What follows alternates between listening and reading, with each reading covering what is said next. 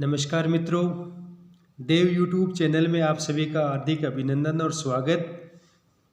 All demand को लेके श्रीमान आयुक्त महोदय द्वारा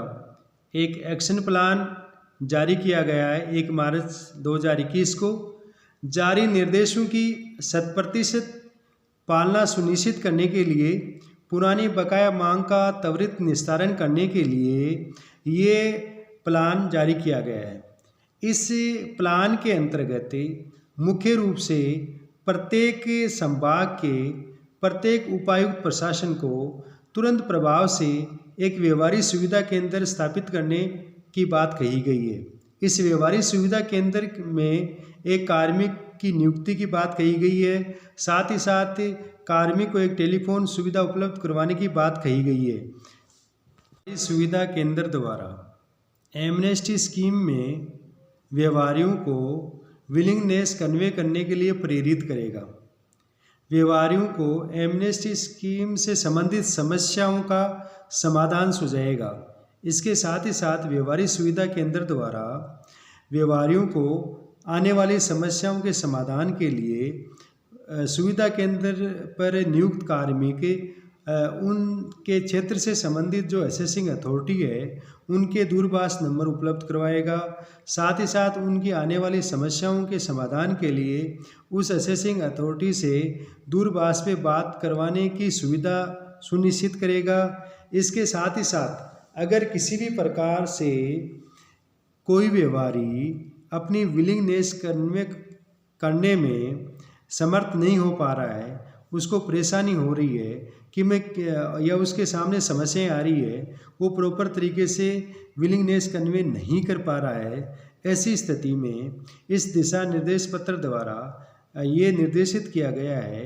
कि श्रीमान उपायुक्त प्रशासन ये सुनिश्चित करें कि उस व्यवहारी द्वारा जो है वो विलिंगनेस कन्वे प्रॉपर तरीके से हो सके। साथ ही साथ अगर व्यवहारी ने विलिंगनेस कन्वे कर दिया, इसकी सूचना उस तक पहुंचाने के लिए ये सुनिश्चित करने के लिए जयपुर में एक कॉल सेंटर की स्थापना की गई है। ये कॉल सेंटर जो ही व्यवहारी की विलिंगनेस कन्वे होगी, इसकी सूचना उस व्यवहारी को दी जाएगी कि आपकी जो विलिंगनेस है वो आपके असेसिंग अथॉरिटी को कन्वे हो गई है। अब इसके बाद में दूसरी जो इसमें दिशा निर्देश जारी किया गया है, वो दिशा निर्देश जारी किया गया है असेसिंग अथॉरिटी के लिए। असेसिंग अथॉरिटी के जो आईडी पे जब विलिंगनेस कन्वे की टास्क बनेगी तो असेसिंग अथॉरिटी को ये निर्देशित किया गया है कि असेसिंग अथॉरिटी 5 दिन के अंतर्गत जो ड्यू नेट डिमांड है उसका बाइफर्केशन करके, उसका वर्गीकरण करके एमनेस्टी स्कीम फॉर्म 1 में वो वर्गीकरण अपलोड करके उसको सेव करेगा और उसका रिफ्लेक्शन जो है वो व्यवहारी के वहाँ पे होगा। व्यवहारी उसे जान सकेगा कि मेरी डिमांड किस प्रकार की है, डिमांड में कितना टैक्स है, डिमांड में कितना इंटरेस्ट है, डिमांड में कितनी पेनल्टी है, डिमांड में कितनी लेट फीस है। ये सारी सुविधाएं AS1 द्वारा अपलोड करने पे ये व्यवहारी को दृश्य होगी। एमनेस्टी स्कीम को लेके जो समय असेसिंग अथॉरिटी को 5 दिन का दिया गया है। अब मान लीजिए कि बहुत सारे व्यवहारी हैं, बहुत सारे व्यवहारियों ने विलिंगनेस कन्वे कर दी और असेसिंग अथॉरिटी के पास इतना ज़्यादा काम हो गया कि अगर वो प्रायोरिटी से काम कर रहा है और किसी व्यवहारी द्वारा जो विलिंगनेस कन्वे की गई है उसका 5 दिन का समय निकल जाता है, तो इस दिशा निर्देश पत्र में ये सुविधा दी गई है कि वो असेसिंग अथॉरिटी जो है अगर किसी व्यवहारी द्वारा विलिंगनेस कन्वे करने के 5 दिन के अंदर उसकी जो डिमांड है, उसकी जो नेट डिमांड है, उसका बाइफर्केशन प्रॉपरली नहीं कर पाता है, उसको AS1 में अपलोड नहीं कर पाता है, तो उसके लिए ये कहा गया है कि वो असेसिंग अथॉरिटी उस व्यवहारी से संपर्क करेगा, उसको ये बताएगा कि मैं आपकी जो डिमांड है उस डिमांड का बाइफर्केशन अभी तक मैंने नहीं किया है, किसी कारण से नहीं किया है, किंतु आने वाले 5 दिनों में आपकी डिमांड का जो है मैं बाइफरकेशन करके AS1 में अपलोड कर दूंगा, जो आपको वहाँ रिफ्लेक्ट होगी। आप अपने जो कंप्यूटर है उस पर आप उसका बाइफरकेशन देख सकोगे। अब असेसिंग अथॉरिटी से ये अपेक्षा की गई है कि वो आने वाले 5 दिन और उसे मिले हैं, यानी कि कुल 10 दिन के अंतर्गत असेसिंग अथॉरिटी है वो नेट डिमांड का बाइफरकेशन करके AS1 में अपलोड करेगा, जो कि व्यवहारिक को दृश्य होगी। कई बार ऐसी स्थिति होती है कि असेसिंग अथॉरिटी के पास एमनेस्टी स्कीम की विलिंगनेस बहुत ही तादाद में आ जाती हैं और वो 10 दिन में भी वो उसका बाइफरकेशन प्रॉपरली नहीं कर पाता है, बाइफरकेशन की सूचना AS1 में व्यवहारिक को नहीं दे पाता है। ऐसी परिस्थिति में एक दिशा निर्देश उपायुक्त प्रशासन को भी जारी किया गया है कि उपायुक्त प्रशासन ये सुनिश्चित करेगा कि वो देखेगा कि किसी व्यवहारी को विलिंगनेस दिए हुए 10 दिन हो गए हैं और अभी तक उसकी डिमांड का बाइफरकेशन नहीं हुआ है। ऐसी परिस्थिति में उपायुक्त प्रशासन उस असेसिंग अथॉरिटी से संपर्क करेगा, उसकी वर्गीकरण नहीं करने का कारण जानेगा, तत्पश्चात वो कोशिश करेगा या ये सुनिश्चित करेगा, उस असेसिंग अथॉरिटी को पाबंद करेगा कि वो उस व्यवहारी को उसका बाइफरकेशन है, उसका वर्गीकरण है, वो उसकी डिमांड का वर्गीकरण उसके AS1 में अपलोड करे ताकि वो व्यवहारी को दृश्य हो। कुछ प्रकरण ऐसे भी होंगे जिसमें व्यवहारी ने विलिंगनेस दे दी और उसको जो है 10 दिन के अंतर्गत कोई असेसिंग अथॉरिटी उसकी नेट डिमांड का बाइफरकेशन और डिवीज़न प्रॉपरली नहीं कर पाता है, AS1 में उसकी नेट डिमांड को अपलोड नहीं कर पाता है। इसका कई बार मूल कारण ये रहता है कि असेसिंग अथॉरिटी के पास उस मांग से संबंधित कुछ रेक्टिफिकेशन पेंडिंग रहते हैं, कुछ जो संशोधन है वो बकाया रहते हैं और इस कारण से उस बाइफरकेशन से पहले उसे उन प्रकरणों में एक रेक्टिफिकेशन करना होता है, एक रेक्टिफिकेशन ऑर्डर निकालना पड़ता है और उस रेक्टिफिकेशन ऑर्डर के लिए उसको पूरी फाइल देखनी पड़ती है, उसमें समय लगता है। समय लगने के कारण 10 दिन का समय निकल जाता है। ऐसी परिस्थिति में ये दिशा निर्देश जारी किया गया है कि मान लीजिए कोई व्यवहारी ने अपनी विलिंगनेस प्रथम चरण में कन्वे की, उसके पश्चात उसकी जो टास्क है वो असेसिंग अथॉरिटी के पास पेंडिंग है। असेसिंग अथॉरिटी रेक्टिफिकेशन के कारण उसकी टास्क 10 दिन में प्रॉपरली उसका जो नेट जो ड्यू डिमांड है उसका बाइफरकेशन और डिवीज़न नहीं कर पाता है और न ही उसे AS1 में अपलोड कर पाता है और न ही वो जो डिमांड है जो व्यवहारी के पास दर्ज हो पाती है। ऐसी परिस्थिति में ये दिशा निर्देश दिया गया है कि अगर किसी व्यवहारी ने प्रथम चरण में विलिंगनेस कन्वे की, वो जो टास्क है वो असेसिंग अथॉरिटी के पास पेंडिंग चल रही है, ऐसी परिस्थिति में असेसिंग अथॉरिटी द्वारा जब उसे नेट डिमांड का बाइफरकेशन करके अपलोड किया जाएगा, हो सकता है कि वो अपलोड द्वितीय चरण में हो लेकिन व्यवहारी को किसी प्रकार का नुकसान नहीं हो। इसके लिए ये प्रावधान किया गया है कि व्यवहारी जिस चरण में विलिंगनेस कन्वे करेगा और उसका जो मामला है वो रेक्टिफिकेशन से संबंधित है, ऐसे व्यवहारियों को जिस चरण में वो विलिंगनेस कन्वे करेगा उस चरण का उसको पूरा लाभ होगा, उसको पूरा लाभ मिलेगा। इसमें दूसरा प्रावधान ये किया गया है कि किसी असेसिंग अथॉरिटी द्वारा ये सुनिश्चित कर लिया जाए कि उसके पास किसी भी प्रकार की कोई टास्क है वो बिना उच्च अधिकारियों के संज्ञान में लाए वो उसको डिलीट नहीं करेगा, उसको निरस्त नहीं करेगा। इसके साथ ही साथ असेसिंग अथॉरिटीज़ को श्रीमान आयुक्त महोदय द्वारा ये निर्देशित किया गया है कि सबसे पहले जो डिवीज़न और बाइफरकेशन का कार्य चल रहा है उसमें सबसे पहले 1 करोड़ और उससे अधिक की जो डिमांडें हैं उनका डिवीज़न और बाइफरकेशन किया जाए। पहले चरण में इसको प्राथमिकता से लिया जाए, उनका डिवीज़न और बाइफरकेशन किया जाए। तत्पश्चात 10 लाख और उससे ऊपर की जो डिमांड हैं उनका डिवीज़न और बाइफर्केशन किया जाए, ताकि एमनेस्टी स्कीम में ज़्यादा से ज़्यादा जो डिमांड है वो जमा करवाई जा सके, ज़्यादा से ज़्यादा जो केस है उनका निस्तारण किया जा सके, ज़्यादा से ज़्यादा जो बकाया मांग हैं उन मांगों को वसूला जा सके और ज़्यादा से ज़्यादा जो बकाया मांग हैं उनका निस्तारण किया जा सके। दिशा निर्देश पत्र के बिंदु 2 में एक्स पार्टी को लेके एक गाइडलाइन जारी की गई है। इसमें बताया गया है कि जो बजट के अंतर्गत जो एक्स पार्टी रीओपन की जो सुविधा उपायुक्त प्रशासन के पास थी, वो सुविधा अब प्रत्येक असेसिंग अथॉरिटी को दी गई है। साथ ही साथ असेसिंग अथॉरिटी को ये दिशा निर्देशित किया गया है कि बकायादार व्यवहारियों को मोटिवेशन देके, उनको प्रेरित करके, उनको फ़ोन करके, उनको समझा के, उनको एक्स पार्टी रीओपन के लिए आवेदन पत्र लगाने के लिए उनको प्रेरित करना चाहिए। और साथ ही साथ उनको असेसिंग अथॉरिटी अपने लेवल पे ही आवेदन आमंत्रित करेगा, अपने लेवल पे ही उसकी एक्स पार्टी खोलेगा, साथ ही साथ अपने लेवल पे ही उनका असेसमेंट करेगा। और असेसमेंट करने के पश्चात एक्स पार्टी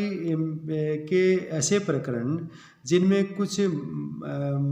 बकाया मांग निकलती है या कुछ डिमांड निकलती है, उस डिमांड को एक्स पार्टी के मद से हटा के उनको रिकवरी विद डिपार्टमेंट या फिर नॉन टेरेसेबल के हेड में डालनी होगी, जिसकी एसओपी जल्दी जारी की जाएगी। उस एसओपी के अनुसार जो एक्स पार्टी के जो प्रकरण हैं उनका निस्तारण किया जाएगा। वेट 41 को लेके एक असेसिंग अथॉरिटी के सामने भी समस्या थी कि वेट 41 से संबंधित जो बकाया मांग है उसको कैसे एडजस्ट किया जाए, कैसे निस्तारित किया जाए। तो 1 मार्च 2021 के माननीय आयुक्त महोदय द्वारा जो पत्र और दिशा निर्देश जारी किया गया है, उसमें बिल्कुल साफ और स्पष्ट कहा गया है कि राजकीय विभाग और उपक्रमों द्वारा किसी ठेकेदार को वेट 41 जारी किए गए थे और ठेकेदार वो वेट 41 से अपनी बकाया जो मांग है उनके निस्तारण के लिए वो प्रस्तुत करने में असमर्थ रहता है। ऐसी परिस्थिति में अभी एक बजट में नया प्रावधान किया गया है। उसमें एक आ गया है कि अवार्डर द्वारा स्रोत कटौती का प्रमाण पत्र जारी किया जाएगा। वो प्रमाण पत्र है, उसमें उसका एक निश्चित प्रारूप है, उसमें चाहे गई सूचनाएँ हैं, वो सारी सूचनाएँ भर के अवार्डर उसको प्रमाणित करके ठेकेदार को देगा। ठेकेदार वो प्रमाण पत्र जो है वो असेसिंग अथॉरिटी को प्रस्तुत करेगा। उस प्रमाण पत्र के आधार पे असेसिंग अथॉरिटी है वो वेट 41 की जो बकाया मांग है उनका निस्तारण करेगा। और इसके लिए वेट 41 के लिए अलग से एक एसओपी जारी की जा रही है। उस एसओपी के अनुसार वेट 41 से संबंधित जो बकाया डिमांड है, बकाया मांग है, उसका असेसिंग अथॉरिटी को निस्तारण करना है। अब हम चर्चा करेंगे घोषणा पत्र को लेके। घोषणा पत्र के लिए इस दिशा निर्देश पत्र में साफ और स्पष्ट निर्देशित किया गया है कि 30 जून 2017 तक और उससे पहले के समय से संबंधित किसी भी काल के घोषणा पत्र जो बकाया चल रहे हैं, अगर व्यवहारी द्वारा उन घोषणा पत्रों को 30 जून 2021 तक असेसिंग अथॉरिटी के सामने प्रस्तुत कर दिया जाता है तो उनको कंसीडर किया जाएगा। उनको सम्मिलित करते हुए घोषणा पत्रों से संबंधित जो डिमांड है उस डिमांड को रिड्यूस किया जाएगा, रेक्टिफाई किया जाएगा। मान लीजिए 30 जून 2021 तक कोई व्यवहारी द्वारा घोषणा पत्र प्रस्तुत करने में असमर्थता प्रकट की जाती है तो फिर व्यापारी को घोषणा पत्रों से संबंधित जो एमनेस्टी स्कीम में जो आकर्षक एक जो स्कीम दी गई है, जिसमें एक साफ स्पष्ट कहा गया है कि प्रथम चरण में घोषणा पत्र के जो डिफरेंस अमाउंट का 20% जमा कराने पे उसके ऊपर लगने वाली इंटरेस्ट पेनल्टी 100% माफ़ हो जाएगा। ऐसी लुभावनी जो स्कीम है उससे अवगत करवाएंगे और व्यापारी को उस स्कीम के अंदर लाने का प्रयास करेंगे और कोशिश ये करेंगे कि वो प्रथम चरण में आए। प्रथम चरण में नहीं है तो उसको कहेंगे भाई ठीक है 5% का नुकसान होगा, आप द्वितीय चरण में आइए, वहाँ पे आप 25% जमा करवा के और बाकी का लाभ ले सकते हैं। और अगर द्वितीय चरण में आने में समर्थ रहता है तो फिर हम उसको तृतीय चरण में लाने का प्रयास करेंगे, वहाँ पर भी हम 30% जमा कराने पे बाकी के सारे लाभ देंगे। और इसके लिए घोषणा पत्रों से संबंधित एक अलग से SOP बहुत ही जल्दी जारी की जाएगी और वो एक जो असेसिंग अथॉरिटी के लिए घोषणा पत्रों से संबंधित जो डिमांड है उसको रिड्यूस करने का, उसको निस्तारित करने का एक मार्गदर्शक के रूप में वो SOP काम करेगी और उसके अनुसार असेसिंग अथॉरिटी को घोषणा पत्रों से संबंधित जो डिमांड है उसको रिड्यूस करना है। आयुक्त महोदय द्वारा ITC को लेके भी चिंता जाहिर की गई है। ITC के से संबंधित जो बकाया प्रकरण है, बकाया मांग है, उसका निस्तारण करने के लिए एक बहुत ही सरलीकृत ITC की जो एक व्यवस्था आने वाली है, उस व्यवस्था और उस एक प्रक्रिया के तहत हमें ITC के बकाया प्रकरणों को निस्तारित करना है और उसके लिए एक अलग से SOP जारी हो रही है। और उस SOP में बहुत ही एक सरल जो ITC वेरिफिकेशन की प्रक्रिया है, एक उसका प्रोसेस है, उसको अडॉप्ट किया जाएगा और उसके लिए बहुत ही जल्दी एक SOP जारी की जाएगी और समस्त जो असेसिंग अथॉरिटी हैं उनको भी उस SOP के अनुसार जो ITC से संबंधित जो बकाया मांग है उसका निस्तारण करना चाहिए। और निश्चित रूप से वो काफ़ी सरलीकृत है और ये हमारे लिए बहुत अच्छी बात है कि ITC के प्रकरणों को हम उस सरलीकृत SOP द्वारा बहुत ही आसानी से जो बकाया मांग है उन मांगों को निस्तारित करेंगे, उन मांगों को कम करेंगे, उन मांगों को रिड्यूस करेंगे। जी हाँ, अब बात करेंगे संशोधित प्रार्थना पत्रों के त्वरित निस्तारण की। इस पत्र में स्पष्ट कहा गया कि असेसिंग अथॉरिटी जब उनके पास संशोधित जो प्रार्थना पत्र लगेंगे उन प्रार्थना पत्रों का प्राथमिकता के साथ त्वरित गति से निस्तारण करेंगे। इसका मूल ध्येय ये है कि जितना जल्दी व्यापारी के प्रार्थना पत्रों का निस्तारण हो जाए उतना जल्दी वो व्यापारी एमनेस्टी स्कीम का लाभ ले सके, उस व्यापारी को ज़्यादा से ज़्यादा लाभ मिल सके और जो इस प्रकार की जो डिमांडें बकाया चल रही हैं उन डिमांडों का निस्तारण हो सके और एक जो एमनेस्टी स्कीम का जो मूल ध्येय है, जो मूल मंशा है या मूल मोटो है वो पूर्ण हो सके। इसके लिए जो भी प्रार्थना पत्र असेसिंग अथॉरिटी के पास लगे कृपया वो जल्दी से जल्दी उस प्रार्थना पत्र का निस्तारण करें। संशोधित प्रार्थना पत्रों को निस्तारित करते हुए असेसिंग अथॉरिटी को ये ध्यान में रखना है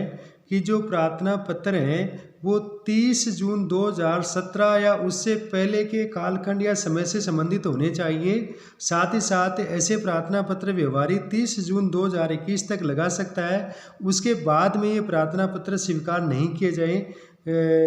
तो इस बात का असेसिंग अथॉरिटी ध्यान रखे। ये जो आयुक्त महोदय द्वारा जो एक दिशा निर्देश पत्र जारी किया गया था, इस दिशा निर्देश पत्र को मैंने देखा, जैसा मैंने समझा और मेरा ये मानना है कि मेरी सीमित बुद्धि और सीमित विवेक के साथ मैंने इसको जितना मैंने समझा इस निर्देश पत्र को समझ के पश्चात मैंने मेरी बात को इस वीडियो के माध्यम से कही है। फिर भी मेरा ये कहना है कि अगर किसी भी कोई भी विवाद का बिंदु या विवाद का कोई भी जो इसका इंटरप्रिटेशन होगा, ऐसी स्थिति में कृपया जो आयुक्त महोदय द्वारा जो जारी एक दिशा निर्देश पत्र है उसी को ही प्राथमिकता दी जाए, वो ही सर्वोपरि है, उसी को माना जाए। जय हिंद, जय भारत, नमस्कार।